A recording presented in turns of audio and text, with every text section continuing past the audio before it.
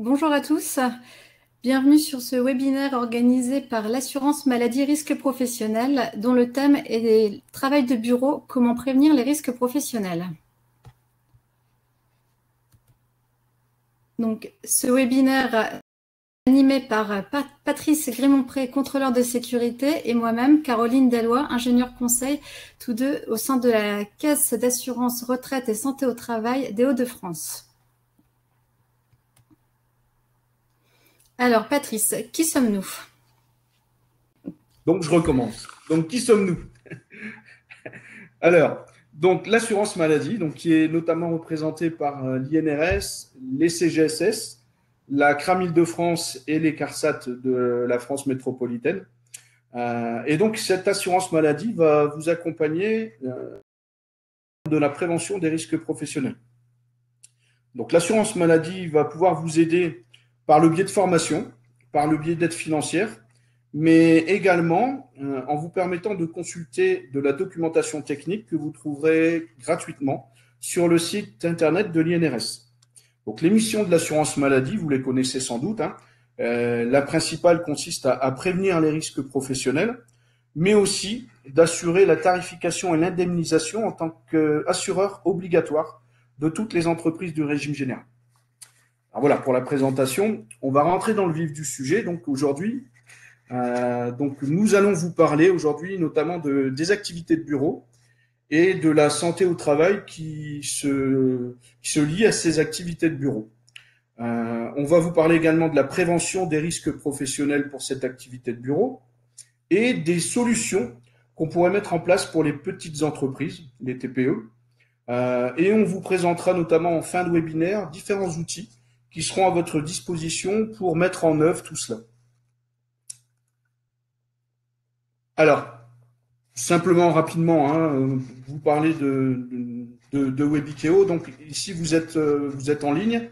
Vous n'avez pas grand-chose à faire en fait. Vous avez juste à regarder et à écouter. Et sur votre côté droit, vous allez pouvoir poser les questions qui vous intéressent. On essaiera d'y répondre à la fin du webinaire. Et pendant ce webinaire, on vous posera également 2-3 questions sous forme de sondage. Et vous pourrez également y répondre sur la partie droite, sondage. Voilà, j'espère que vous allez pouvoir trouver ça assez facilement. Voilà. Alors, je laisse la parole à Caroline qui va reprendre en détail ses activités de bureau et de la santé qui correspond à ces activités de bureau. Merci Patrice. Donc, activité de bureau et santé au travail. Alors, que signifie l'activité de bureau? Les sièges sociaux, les sociétés de conseil, les services administratifs de diverses entreprises, de nombreux métiers sont concernés par l'activité ou le travail de bureau. Pour ces métiers, les risques professionnels paraissent moins visibles que pour d'autres métiers, ils sont néanmoins présents. Tous partagent des conditions de travail caractérisées par un comportement sédentaire et l'utilisation quotidienne d'écrans. Alors, ici, un témoignage. J'ai souffert terriblement pendant 10 ans et maintenant tout va bien. La cause, dos fragile, certes, mais grand stress au boulot. Donc, ce témoignage indique que les causes peuvent être liées. Ici, le stress et le mal de dos. Alors, quels sont les principaux risques? Donc, le suivi de ces métiers ainsi que les analyses de sinistralité mettent en évidence 4 principaux risques pour cette activité. Donc, les chutes, les troubles musculo-squelettiques, les douleurs au dos et le stress. Nous allons vous présenter chacun des risques. Les chutes. Les chutes essentiellement de plein pied, par des passages encombrés, des sols glissants, dans les escaliers ou lors de déplacements fréquents ou précipités. Les chutes représentent 37% des accidents du travail.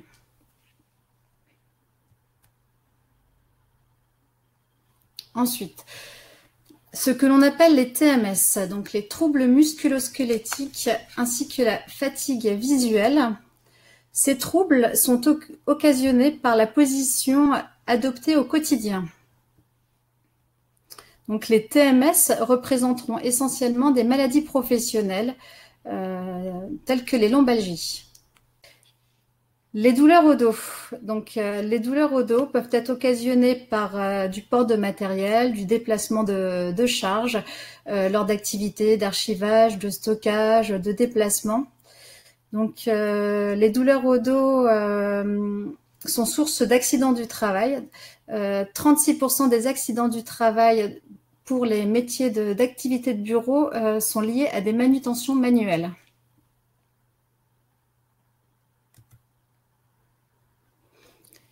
Ensuite, le stress. Stress, burn-out, troubles psychologiques.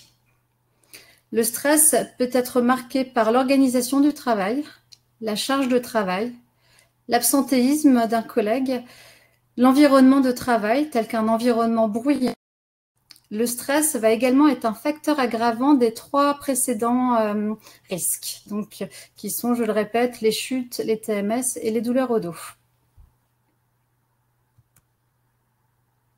Alors ici, nous avons un témoignage.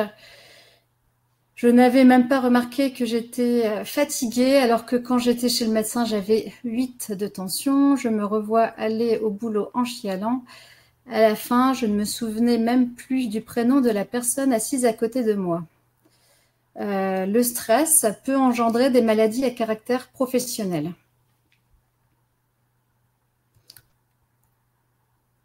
Voilà, donc nous venons de vous présenter les 4 principaux risques. Et maintenant, quelles sont les conséquences? Alors, des conséquences directes pour le salarié avec un arrêt de travail et les séquelles associées. Et ensuite, des conséquences également pour l'entreprise. Donc, au niveau des métiers de travail de bureau, il y a 1 million de journées de perdues par an.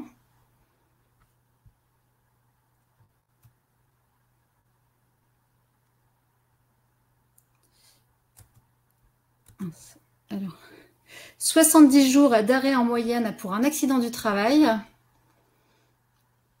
Et une maladie professionnelle va engendrer en moyenne 243 jours d'arrêt.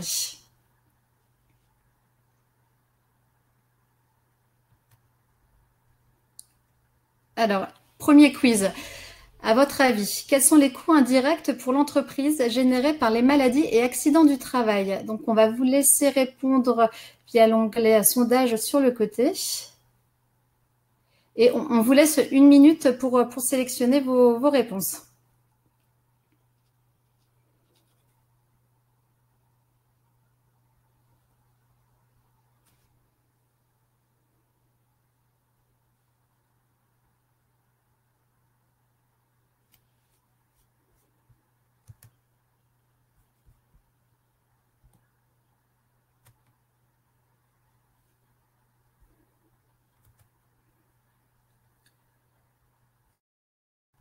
Alors, donc, nous allons passer aux réponses. Donc, effectivement, désorganisation du travail, retard dans le travail, remplacement du salarié absent, dégradation de la qualité de vie. Les conséquences d'un arrêt pour accident du travail ou maladie professionnelle peuvent être graves, donc absentéisme, surcharge de travail, des clients mécontents, des difficultés de recrutement. L'activité de l'entreprise peut être complètement désorganisée. De manière indirecte, ces coûts vont peser sur l'activité économique et la performance de l'entreprise. Suite à la présentation des principaux risques et de leurs conséquences, je vais laisser Patrice nous aiguiller sur la façon dont on peut prévenir ces risques. Alors, en effet, donc pour prévenir ces risques, il y aura 2 étapes importantes, comme pour prévenir n'importe quel type de risque. Hein. C'est pas systématique enfin uniquement pour les activités de bureau. Hein. C'est le cas pour tout. Donc 2 étapes. La première est donc d'identifier les risques de la manière la plus exhaustive possible, bien sûr, avant de pouvoir les évaluer pour ensuite en fixer certaines priorités par rapport justement au niveau de risque. La deuxième étape, c'est qu'il faudra donc agir pour pouvoir prévenir ces risques en fixant notamment des pistes de solutions avant de définir de véritables actions qu'on va mettre en place et qu'on va suivre ensuite. On va voir comment on va pouvoir les suivre, justement. Alors d'abord, en ce qui concerne l'identification, donc pour ce qui est donc d'identifier et d'évaluer les risques, on va d'abord vous poser une question. Et puis, voilà, donc à votre avis, quelles sont les tâches qui participent à l'apparition des accidents du travail et des maladies professionnelles? Donc vous avez un sondage également avec plusieurs possibilités de réponse. On vous laisse une trentaine de secondes pour répondre. Et puis, on rebondira là-dessus juste après.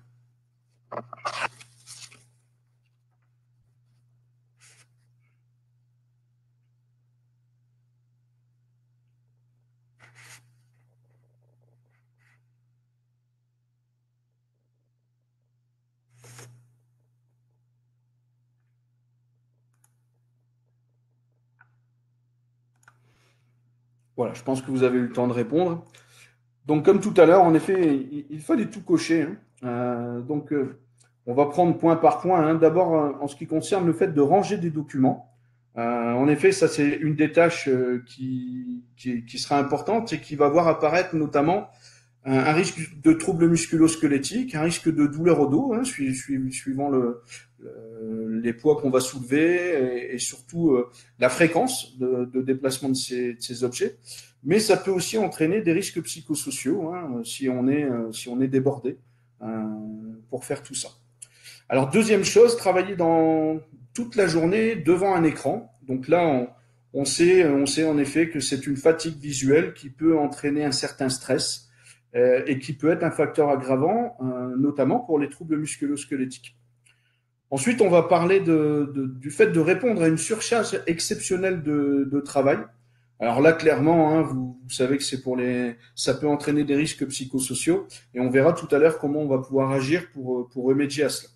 Et enfin, le dernier point qu'on pourra évoquer aujourd'hui, il y en a d'autres, c'est d'effectuer donc un déplacement au sein des bureaux. Et là, on a parlé tout à l'heure, c'est Caroline qui l'a rappelé, qu'il y avait pas mal de risques de chute de plein pied. Et le fait de se déplacer au niveau du bureau peut aussi entraîner ce risque de chute de plein pied. Alors, il faut savoir que l'ensemble de ces tâches et donc des risques qui sont provoqués par ces tâches peuvent constituer des facteurs aggravants les uns par rapport aux autres. Donc, on verra tout à l'heure aussi que pour remédier à l'ensemble de ces risques, il va falloir agir sur l'ensemble de ces domaines. Alors, pour ce faire, vous l'avez compris, il va falloir donc identifier et évaluer les risques, on l'a dit tout à l'heure. C'est aussi ce qui est demandé par la réglementation, le fait de rédiger son document unique et de réaliser l'évaluation des risques professionnels, c'est bien ça. Et donc, cette obligation étant légale, de toute façon, vous avez donc nécessité de le faire, mais il faut se dire que en faisant cette évaluation des risques, on pourra justement avancer, réduire les risques et améliorer les conditions de travail. Alors, on verra tout à l'heure, on vous l'a mis sur le côté droit de la de la diapositive. À voir, vous pourrez découvrir l'outil OIRA. Alors, on vous le présentera tout à l'heure. C'est un outil donc qui est conçu par les groupes de travail qui sont liés à cette action. Et vous verrez que vous pourrez les consulter sur l'INRS. Bon, on y reviendra tout à l'heure. Alors, comment on va faire pour agir et prévenir? Puisque maintenant qu'on a identifié et évalué les risques, il va falloir agir.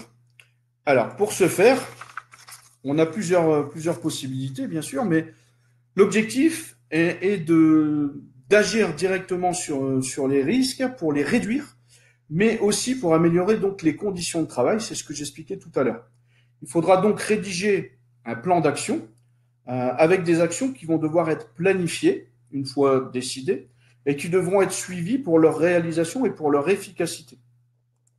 Alors, on va vous donner quelques exemples de pistes de solutions qui sont assez liées au risque que Caroline a présenté tout à l'heure.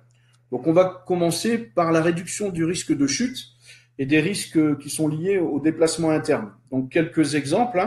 On pourrait dégager les accès de sorte à éviter l'encombrement et donc forcément réduire le risque de chute. On pourrait organiser les passages de câbles. On a trop souvent dans les bureaux des câbles qui sont apparents. il y a posé des goulottes de sorte à ne plus, les rencontrer quand on se déplace. Et enfin, on va aussi, par exemple, prévoir un éclairage suffisant et une signalétique qui permettront de se déplacer beaucoup plus facilement. Alors, en ce qui concerne l'ergonomie des bureaux, alors il faudra optimiser donc à l'aide d'équipements adaptés et on pourra donc choisir par exemple du matériel nécessaire à tout ce dont on a besoin, mais toujours en discutant avec le personnel concerné. L'objectif étant que le personnel choisisse aussi en partie, notamment le matériel qu'il pourra utiliser. Il va falloir organiser l'espace de travail et les postes de travail, encore une fois, pour éviter l'encombrement, mais pour éviter aussi peut-être de trop se déplacer. Et enfin, on va privilégier du mobilier qui sera réglable et former les employés à leur utilisation. Alors, quand on dit réglable, on pense tout de suite aux douleurs dorsales, hein, puisque quand on va travailler à niveau, on sera quand même plus adepte à ne pas avoir de douleur au dos et donc on pourra supprimer l'apparition de maladies professionnelles de type TMS. Alors, en ce qui concerne les équipements d'aide au port d'objets lourds, alors là, c'est assez simple. On pourra utiliser toutes sortes de matériel qui pourra être nécessaire pour déplacer ces objets.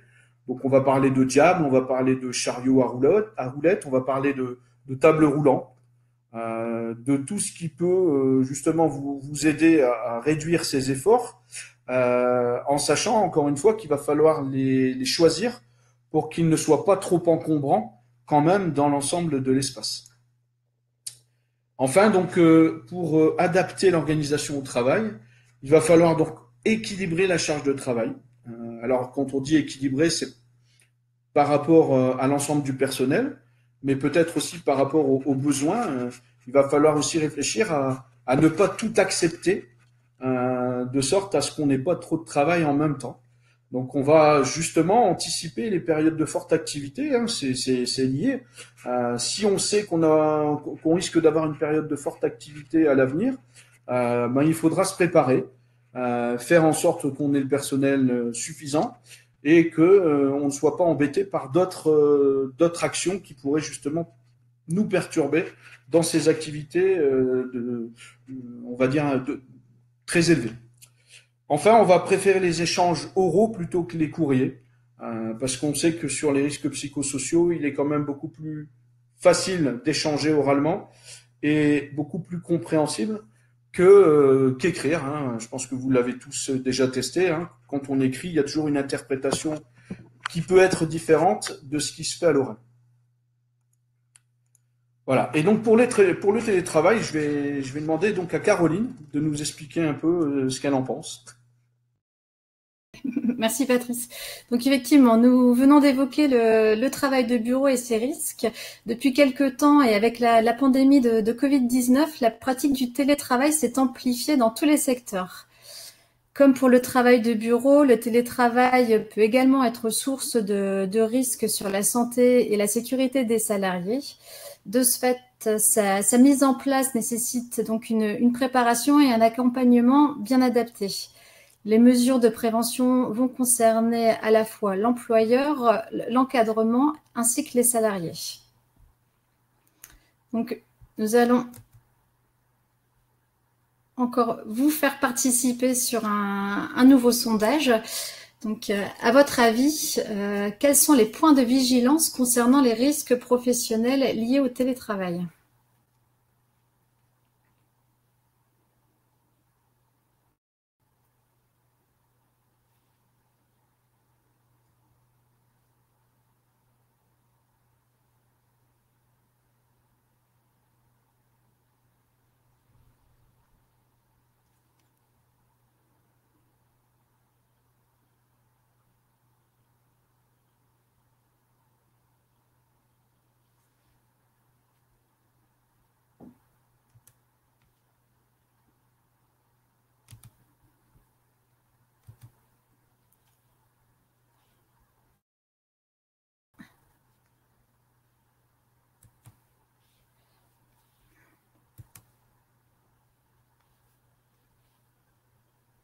Le sondage est fermé.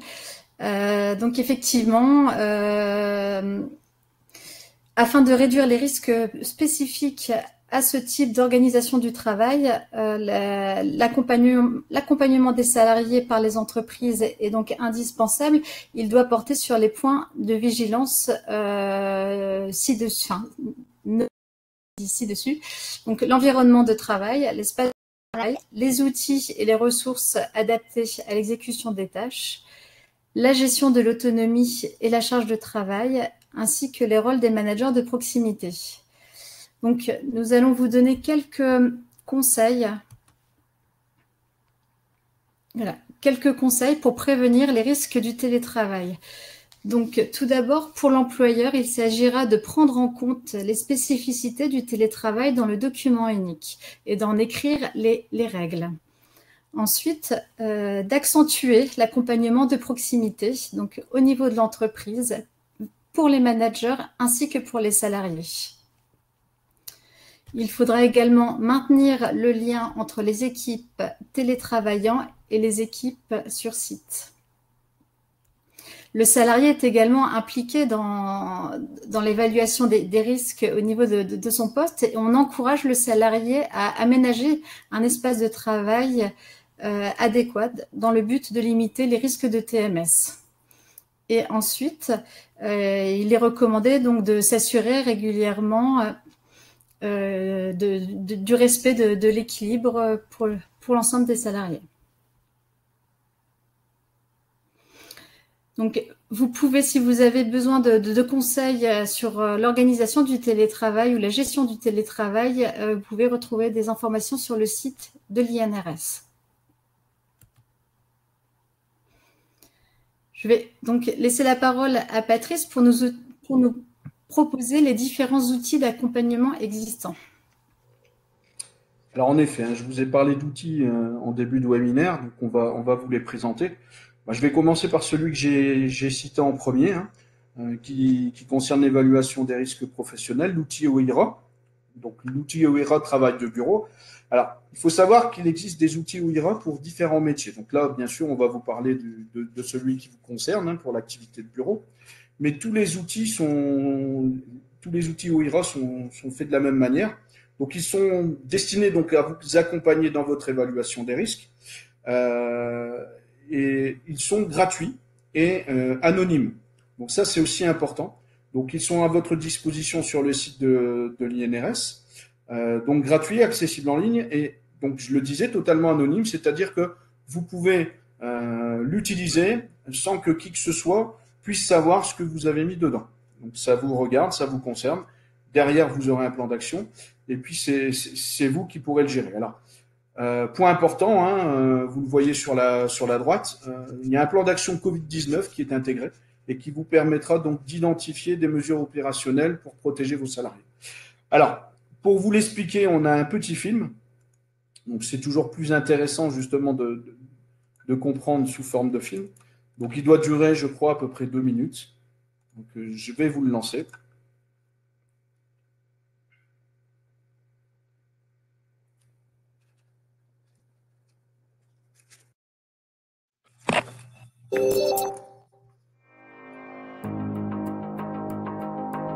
Pour pouvoir utiliser OIRA et télécharger un rapport ainsi qu'un plan d'action à la fin de votre évaluation, il faut d'abord s'inscrire en début de session. Ce compte, anonyme et gratuit, vous permettra également d'accéder aux éléments sauvegardés l'année suivante pour les mettre à jour. Une liste de tous les risques propres à votre secteur est disponible en page d'accueil de l'outil. Elle peut être imprimée pour évaluer les risques directement au poste de travail avec vos salariés.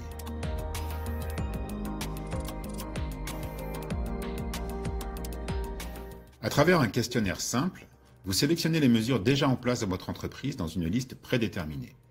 Pour certains risques, il est possible que vous ne soyez pas concerné. Dans ce cas, vous pouvez passer la question.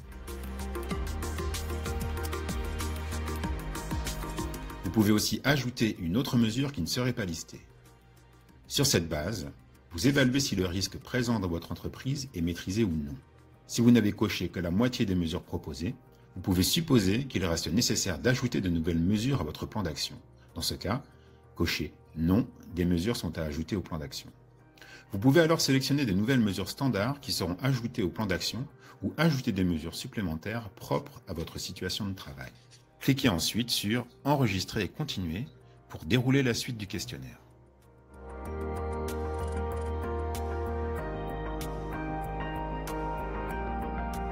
À la fin du questionnaire, il vous est encore possible d'ajouter un ou des risques supplémentaires qui ne seraient pas listés dans l'outil pour leur attribuer des mesures de prévention spécifiques. Sauvegarder.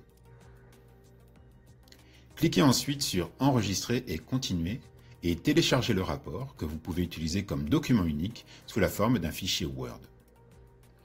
Il récapitule, pour chaque risque identifié, l'ensemble des mesures soit déjà mises en place, soit à mettre en œuvre dans l'entreprise. Sur la même page, vous pouvez télécharger le plan d'action sous la forme d'un fichier Excel qui indique pour chaque mesure à mettre en place son calendrier, son budget ou la personne qui en est responsable.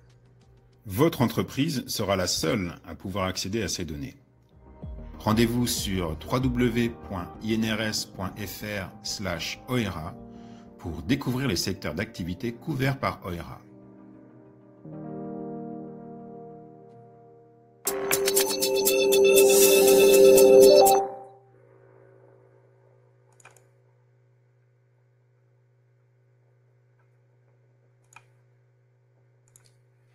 Voilà, donc vous avez vu, hein, c'est un outil qui est assez simple d'utilisation, qui vous permet donc de faire l'évaluation des risques, mais du début à la fin, hein, puisqu'il vous permet de rédiger votre plan d'action et de suivre ces actions. Et on vous aiguille justement sur le type d'action qu'on pourrait mettre en place. Il vous permet déjà aussi, dès le début, de ne pas oublier certains risques. Voilà, donc ça, c'est pour le premier outil qui concerne l'évaluation des risques. On va parler ensuite de la formation, hein, se former pour la prévention des risques professionnels. Et pour ce faire, donc, il existe un e-learning, également gratuit et en ligne. Un e-learning qui est basé sur les compétences de base en prévention. Alors, c'est une formation qui est au départ destinée, bien évidemment, aux chefs d'établissement et aux personnes désignées compétentes en santé et sécurité au travail, mais qui peut être utile à toutes et à tous, puisque ce sera un prérequis pour toutes les formations suivantes. On va parler par exemple d'analyse des accidents du travail ou d'analyse des situations de travail. Et pour ce faire, on aura besoin des compétences de base. Donc c'est une bonne formation pour pouvoir démarrer en prévention. Donc vous avez le lien directement sur le site de l'INRS également. Alors autre type, alors c'est pas tout à fait une formation, mais vous allez pouvoir sensibiliser et former vos nouveaux arrivants par le biais d'un dispositif qui s'appelle le TutoPrev. Donc vous en avez peut-être déjà entendu parler. Donc un peu comme l'outil OERA, différents TutoPrev sont créés par rapport au métier. Alors c'est quoi TutoPrev? Donc en gros, il y a deux parties. Pour chacun des métiers, on a deux parties. Une partie TutoPrev pédagogie qui est plutôt destinée au lycée professionnel et aux élèves. Et une partie TutoPrev accueil qui, elle, est destinée aux entreprises, donc à l'accueil de ces jeunes en entreprise. Alors, comment ça fonctionne, hein? Vous avez une photo sur l'écran. Vous avez plusieurs planches sur lesquelles vous avez des situations de travail et notamment des situations de travail dangereuses. Donc, l'objectif pour le salarié est de repérer ces situations dangereuses et de proposer des mesures de prévention qui pourraient permettre de supprimer ou de réduire ces situations dangereuses. Donc vous avez à chaque fois pour chacune des planches une planche corrigée et puis vous avez un petit tableau avec toutes les mesures qu'on pourrait mettre en place. D'abord les mesures qui pourraient permettre de supprimer le risque et ensuite toutes les mesures qui pourraient notamment apporter une protection collective, voire une protection individuelle et enfin un complément avec l'ensemble des formations et des sensibilisations qu'on pourrait mettre en place. Donc c'est aussi un dispositif gratuit que vous pouvez télécharger également sur le site de l'INRS. Il en existe aussi de nombreux, mais on a donc un TutoPrev qui concerne l'activité de bureau. Voilà, alors maintenant, après tout ça, on peut aussi se faire accompagner. Et donc je vais laisser la parole à Caroline pour vous expliquer un peu comment se faire accompagner. Alors, merci Patrice pour la présentation donc, des différents outils qui peuvent effectivement vous aider dans votre de prévention. Donc, nous avons vu donc, le document unique d'évaluation des risques, une évaluation en ligne avec l'outil EIRA, travail de bureau, comprenant une partie de télétravail, la formation donc pour acquérir des connaissances de base en prévention, et ainsi que l'accompagnement des salariés avec le dispositif TutoPrev. Les services prévention des caisses de l'assurance maladie et risques professionnels peuvent également vous accompagner. Donc, il s'agit donc pour les entreprises en région des CARSAT. Pour les entreprises situées en Île-de-France, ce sera la CRAMIF qui pourra vous accompagner. Et pour les entreprises en Outre-mer, ce sont les CGSS qui pourront vous accompagner. De plus, tous les outils présentés sont également disponibles sur le site amélie.fr et sur le site inrs.fr dans les rubriques travail de bureau. Donc, il y a l'ensemble des outils, plus si vous voulez également approfondir certains sujets, des liens vers les thèmes traités. Voilà, donc la présentation est terminée. Et nous allons pouvoir répondre à vos questions. Donc, n'hésitez pas à les poser via le chat. Alors, oui.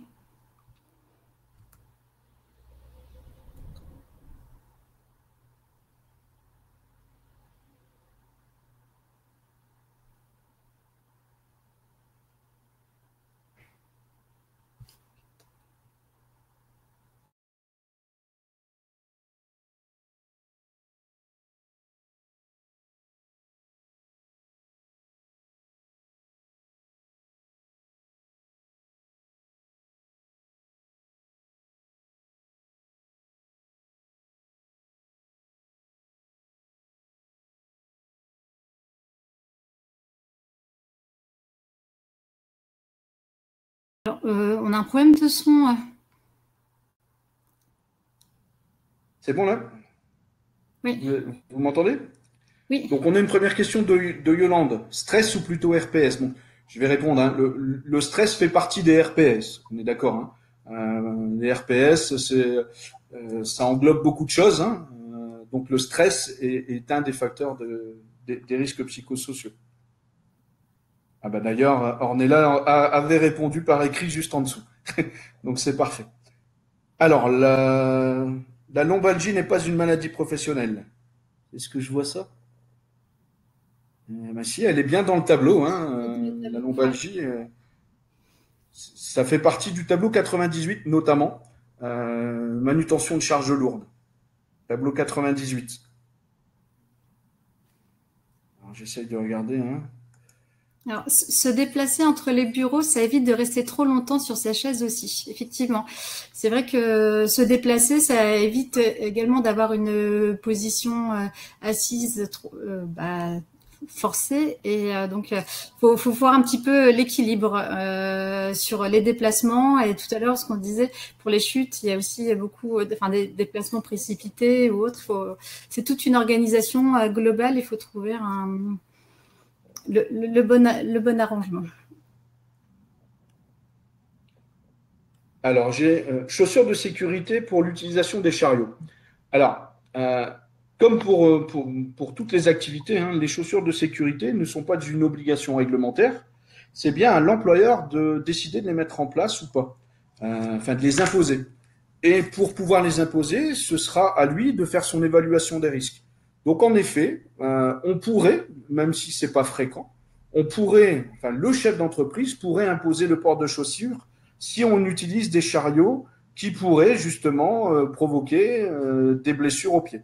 Mais encore une fois, c'est bien l'évaluation des risques et c'est bien seul l'employeur qui pourra décider de cette obligation de mise en place.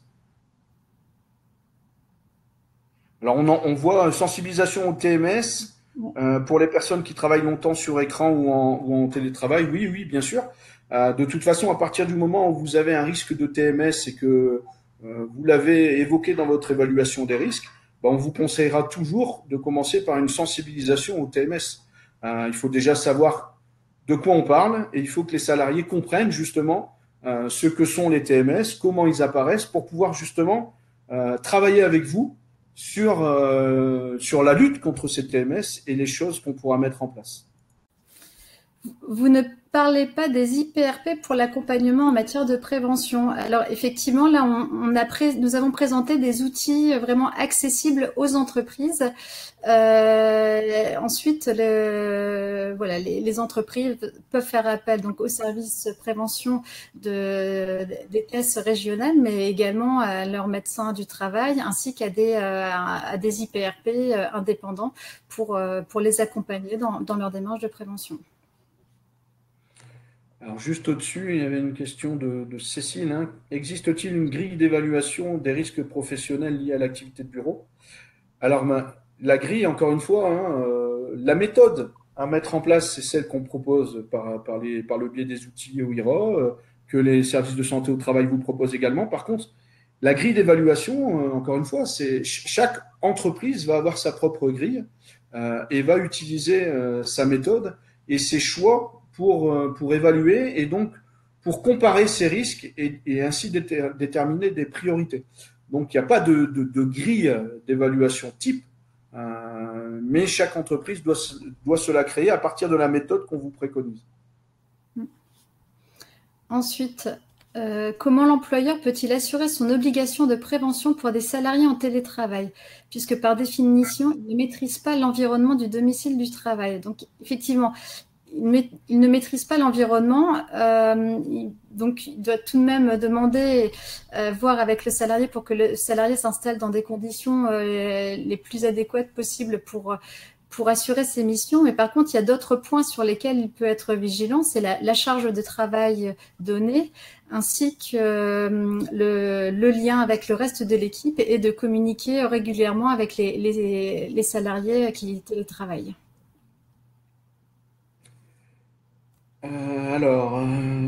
Comment l'employeur peut-il assurer son obligation de prévention pour des salariés en télétravail? C'est ce que tu viens de dire. Ouais. Donc, la suivante, est-ce qu'il y a un intérêt à utiliser une souris ergonomique?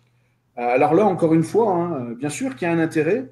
Par contre, comme pour tout matériel, c'est ce que j'ai tenté d'expliquer tout à l'heure, l'objectif est d'en discuter avec les salariés. Le meilleur des matériels est celui qui convient le mieux aux salariés concernés. Donc, peut-être que la souris ergonomique sera intéressante pour un des salariés et beaucoup moins pour un autre. En tous les cas, là, c'est vraiment une discussion à avoir pour savoir ce qui est le mieux pour chacun d'entre eux. Alors, pour le diaporama, oui, alors déjà, ce webinaire sera en replay et puis vous pourrez récupérer le diaporama. Alors, soit par mail, je ne sais pas comment ça fonctionnera, mais de toute façon, vous l'aurez à disposition. Alors, avant l'apparition de douleur, et je ne sais pas ce que ça veut dire. Ouais. C'est une question, mais je rejoignais la question d'avant. L'intérêt d'utiliser la souris ergonomique avant l'apparition des douleurs. Oui. Oui, bien sûr. Oui, encore une fois, si c'est nécessaire. Alors, bien sûr, une fois que les douleurs sont là, on a déjà perdu du temps. Néanmoins, si la souris est choisie, elle pourra peut-être améliorer les choses. Alors concernant les risques de chute de plein pied, de petite hauteur, hein, ouais. Donc on parle d'extrade, donc on n'est plus chute de plein pied. À partir du moment où on a une dénivellation, hein, même 20 cm, ça devient un risque de chute de hauteur. Voilà. Donc dès qu'on a une hauteur, c'est un chute de hauteur, en sachant par contre que les escaliers sont sont liés aux chutes de plein pied. C'est-à-dire qu'à partir du moment où on a contact avec le sol et qu'on tombe, on est en risque de chute de plein pied. Par contre, quand on est au-dessus, même si c'est très petit, on est en chute de hauteur. Donc la fatigue visuelle due aux écrans est-elle une maladie professionnelle? Non, il n'y a pas de maladie professionnelle liée à la fatigue visuelle. Néanmoins, cette fatigue visuelle est un facteur aggravant pour de nombreux risques liés aux accidents du travail ou aux maladies professionnelles. Mais il n'existe pas de tableau de maladie professionnelle lié à la fatigue visuelle due aux écrans. L'instauration d'un plan de télétravail à temps plein ou à temps partiel dans une administration intercommunale peut-elle accentuer certains risques professionnels exemple fatigue oculaire ou stress. On a dit le télétravail donc doit s'accompagner et doit s'organiser. Comme pour le travail au sein du bureau, donc il peut engendrer des risques. Donc la fatigue oculaire, il faut voir les conditions, l'aménagement du poste de travail, donc dans l'emplacement où le télétravail sera organisé. Donc il faut voir si en fait, les outils qui seront mis à disposition. Et ensuite, pour tout ce qui est stress, ça rejoint l'organisation du travail et le suivi du travail et de la charge de travail. On parlera encore une fois d'évaluation des risques, hein. C'est Ouais. l'évaluation des risques qui déterminera si on est exposé ou pas, hein.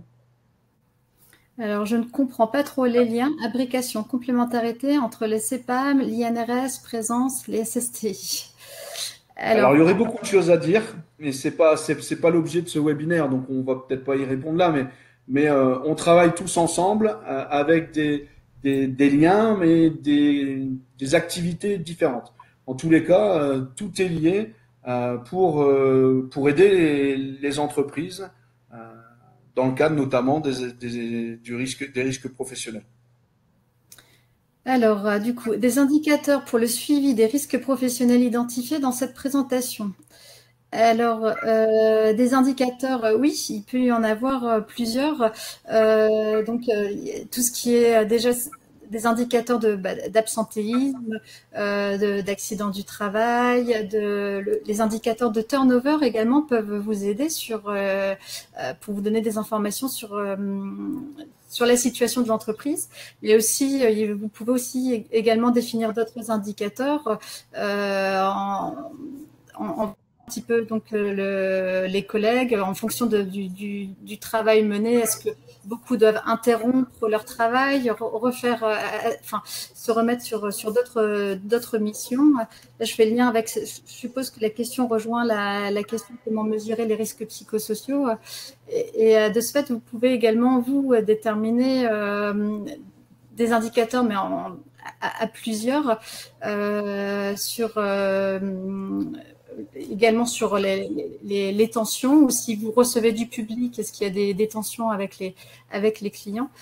Il y a différents outils. Donc, en fait, l'OIRA travail de bureau au niveau de la partie des risques psychosociaux va vous proposer également des documents qui pourront vous aider à mettre en place des indicateurs de suivi, à identifier effectivement les risques.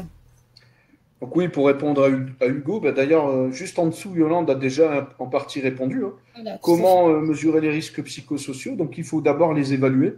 Et l'INRS propose des outils justement pour évaluer ces risques psychosociaux. Il y a beaucoup de documentation là-dessus.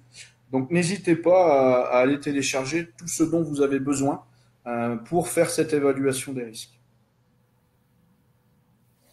Alors, si on veut réaliser une formation sur le travail sur écran en interne, d'après vous, quelle doit en être la durée et les supports? Alors, la première chose à faire, ce sera de contacter votre médecin du travail. C'est votre médecin du travail déjà qui va pouvoir vous indiquer certaines choses et qui va peut-être commencer par une sensibilisation. Et après, vous allez pouvoir aller un peu plus loin si c'est nécessaire. Et ensuite, vous avez encore aussi, hein, on va en reparler, hein, la documentation de l'INRS sur le travail sur écran, qui est très intéressante également.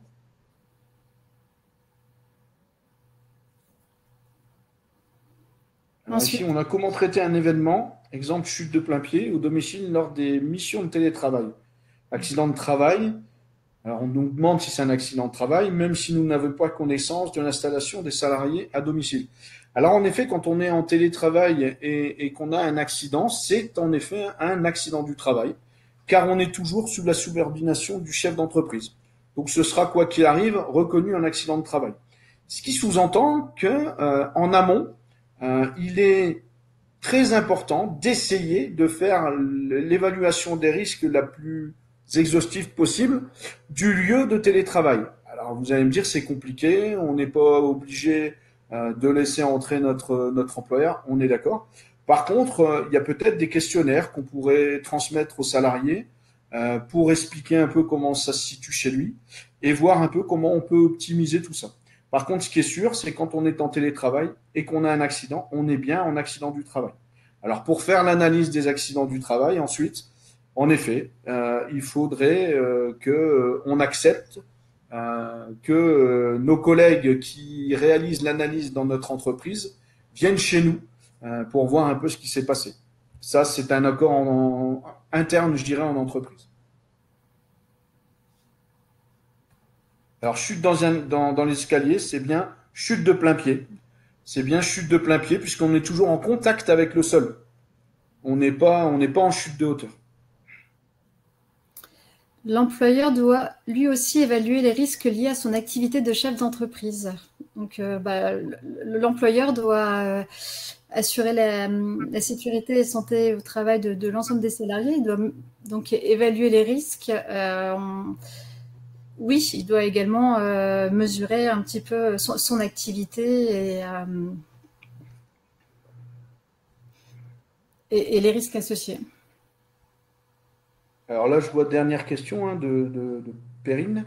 Donc, un salarié en situation de risque psychosociaux peut-il de lui-même aller voir le médecin du travail pour trouver une solution?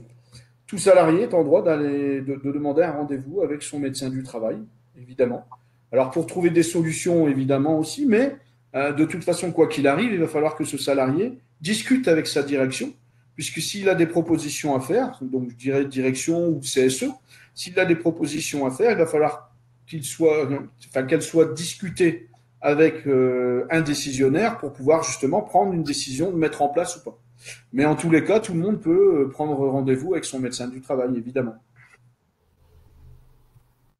On parle bien de médecin du travail. Hein. Après, si vous avez un souci, médecin traitant, vous pouvez aller le voir, mais encore une fois, là, de toute façon, c'est un peu... Alors, je ne sais pas s'il y a d'autres questions. Ah, apparemment une nouvelle. Ah oui.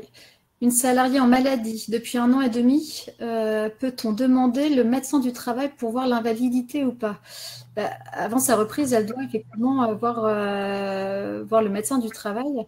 Donc avant invalidité ou pas, oui, elle doit faire une demande pour voir le médecin du travail. Alors, je ne sais pas si on a épuisé les questions. On en a peut-être raté, hein, puisqu'on a fait défiler. Ouais, c'est ce que je regarde. Il y en avait peut-être tout au début. Alors, peut-être que vous en avez d'autres à nous poser. Et si jamais on en a raté, n'hésitez pas à nous les reposer, qu'on puisse voir un peu ce que ça donne. Apparemment, je pense qu'on a fait le tour.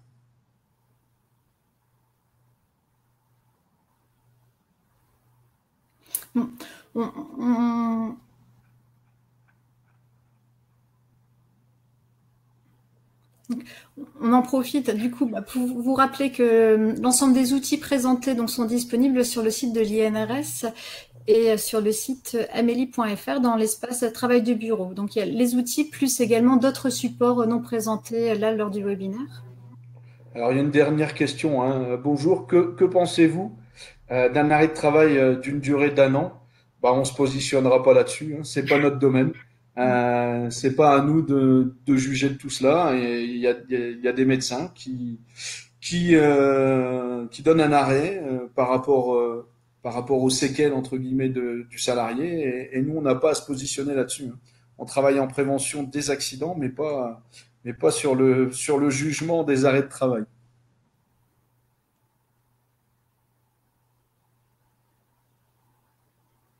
Donc, on espère vous avoir aiguillé justement sur tous les risques liés à l'activité de bureau et surtout sur la méthode à mettre en place pour lutter contre ces risques et sur les outils que vous pourrez utiliser avec l'accompagnement que vous pouvez mettre en place par le biais notamment des CARSAT, de la CRAMIF. N'oubliez pas aussi que vous avez d'autres partenaires hein, qui peuvent aussi vous aiguiller. Hein. On a parlé de l'OPPBTP pour les bâtiments de travaux publics. Les services de santé au travail sont là également. Hein. Donc, il y a une autre question. Y aura-t-il d'autres webinaires? Donc, oui, il y aura des webinaires sur d'autres métiers puisque des outils similaires sont développés pour d'autres métiers. Voilà, donc je pense qu'on a fait le tour. Oui, tout à fait. Puis consultez le site amélie.fr, les différents sites. Voilà. Merci à vous. Merci à toutes et à tous. Merci pour à la prochaine. Tout à fait. À la prochaine. Au revoir. Au revoir.